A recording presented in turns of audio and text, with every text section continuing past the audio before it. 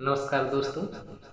इस बार जो नई शिक्षा नीति लागू की गई है, जिसमें हमारे बीए, बीएससी, बीकॉम संकाय के छात्र जिनका प्रथम वर्ष में प्रवेश लिया है, तो उनको कैसे इस बार जो है अपना सब्जेक्ट चूज करें।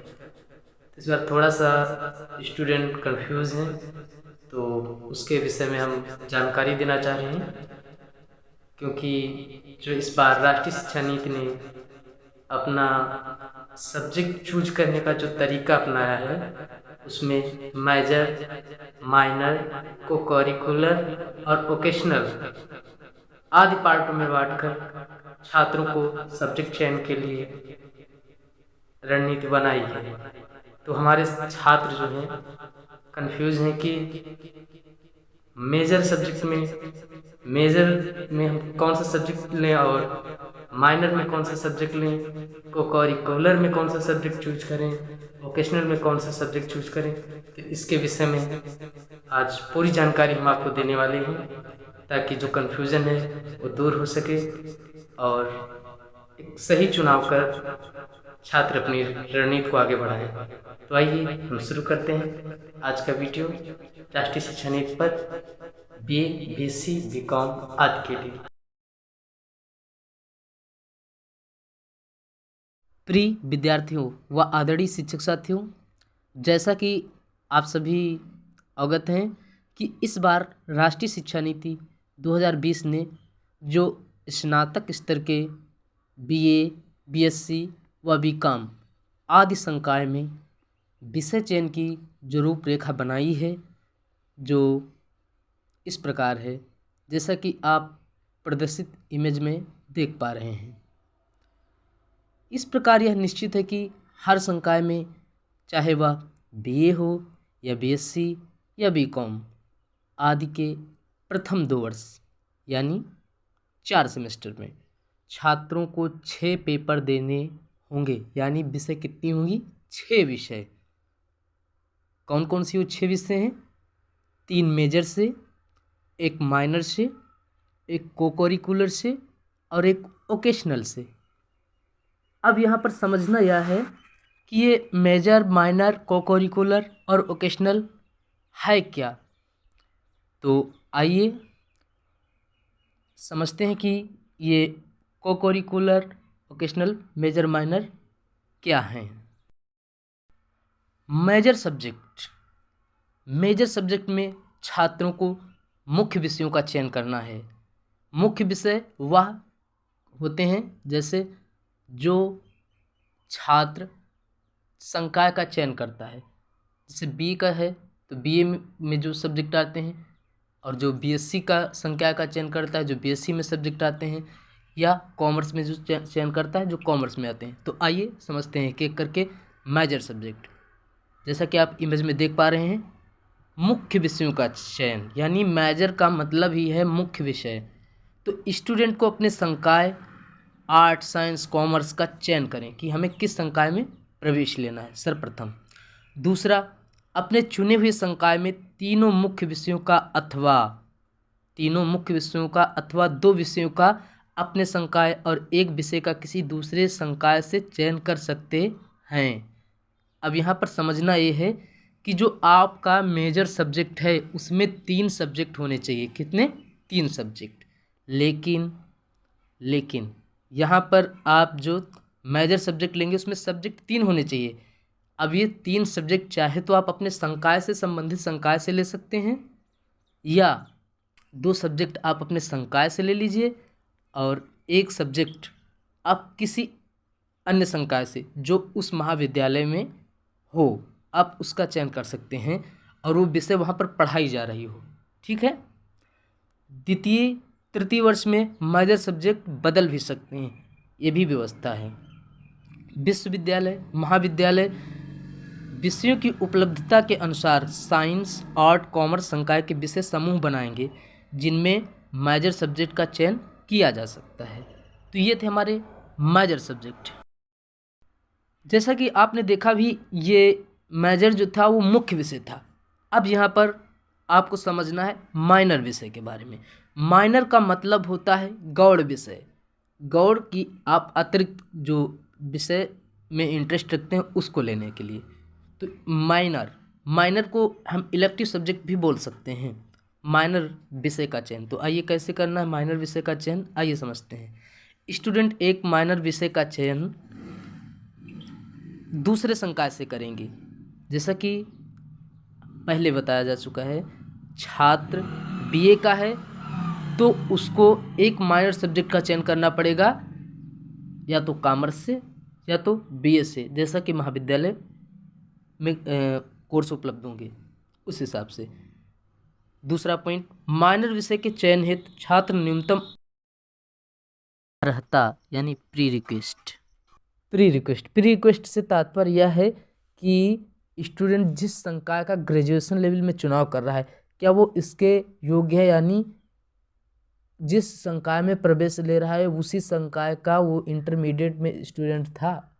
जैसे कि कॉमर्स का स्टूडेंट ही आगे कॉमर्स संकाय ग्रेजुएशन कर सकता है, और साइंस का स्टूडेंट ही आगे बीएससी कर सकता है। लेकिन यहाँ पर जो प्री रिक्वेस्ट है, स्टूडेंट अगर इंटरमीडिएट में वो अर्हता नहीं भी रखता है, उसके बावजूद भी वो ग्रेजुएशन में अन्य संकाय का चयन कर सकता है। जैसे उदाहरण तौर पर हम बता सकते हैं कि जैसे स्टूडेंट बीकॉम का यानी कॉमर्स का छात्र बनना चाह रहा है ग्रेजुएशन लेवल पर, लेकिन वो इंटर में कॉमर्स उसके पास नहीं थी, तो उसकी जो प्री रिक्वेस्ट सब्जेक्ट हैं तो उसमें ऐसे दिया जाता है कि इकोनॉमिक्स, या तो स्टूडेंट के पास इंटरमीडिएट में इकोनॉमिक्स यानी अर्थशास्त्र का सब्जेक्ट हो, या फिर हाई स्कूल में उसके पास मैथ हो, तो इस आधार पर वो ग्रेजुएशन में कॉमर्स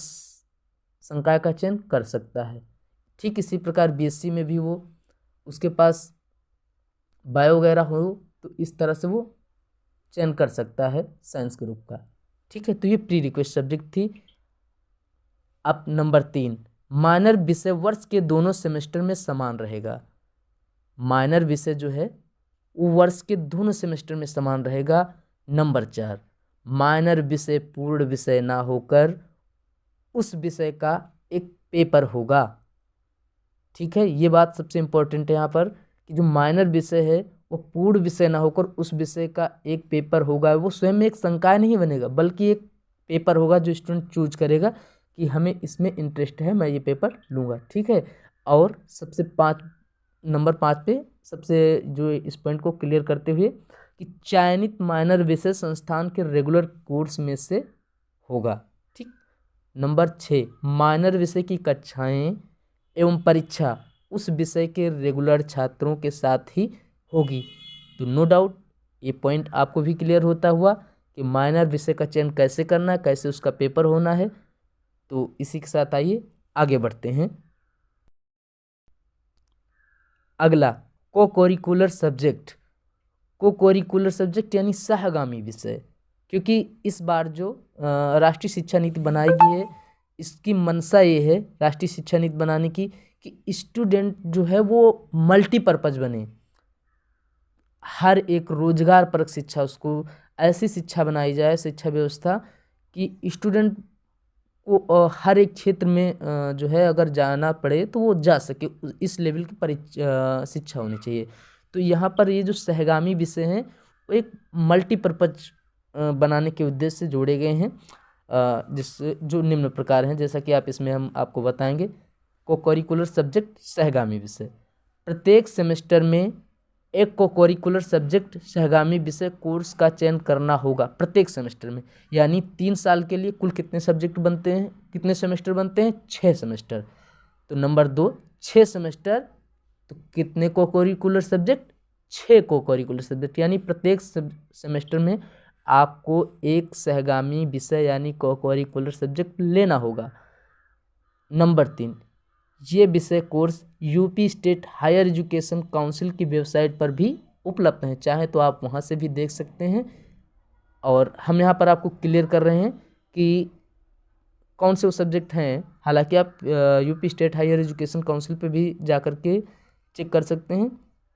तो नंबर 4 को करिकुलर सब्जेक्ट निम्न होंगे फर्स्ट सेमेस्टर। जो फर्स्ट सेमेस्टर होगा उनके लिए कौन से रखे जाएंगे को करिकुलर सब्जेक्ट, तो आइए क्लियर करते हैं। फर्स्ट सेमेस्टर में स्टूडेंट को communication skill and personality development यानी संचार कौशल एवं व्यक्तित्व विकास, ये सब्जेक्ट का चयन करना होगा को करिकुलर से फर्स्ट सेमेस्टर में।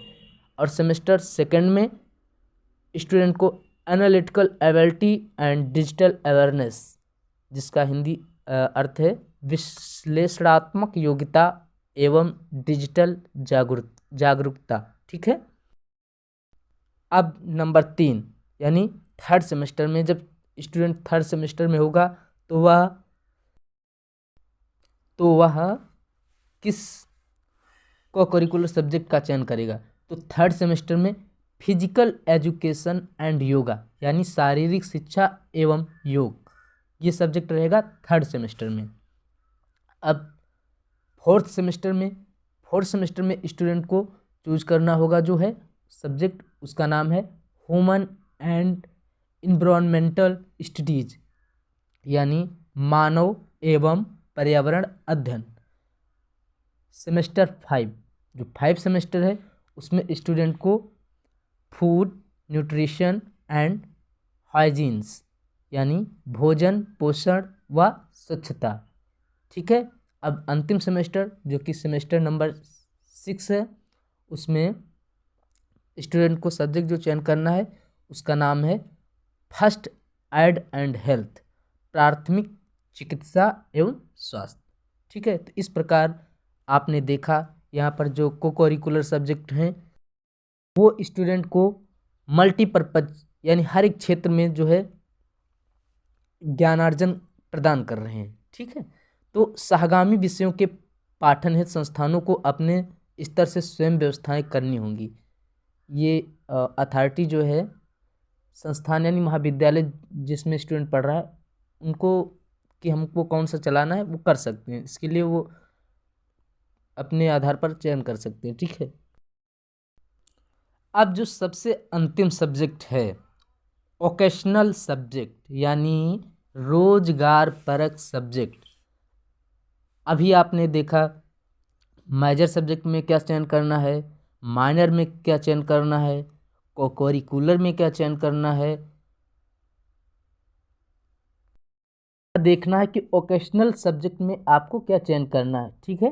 तो आइए चलते हैं ओकेशनल सब्जेक्ट, जिसको हिंदी में हम कह सकते हैं रोजगार परक विषय, ठीक है। तो नंबर 1 विश्वविद्यालय या महाविद्यालय रोजगार परक पाठ्यक्रम संचालन हेतु स्थानीय स्तर पर अन्य संस्था के साथ सहमति पत्र MOU बना सकता है, ठीक है। MOU का मतलब होता है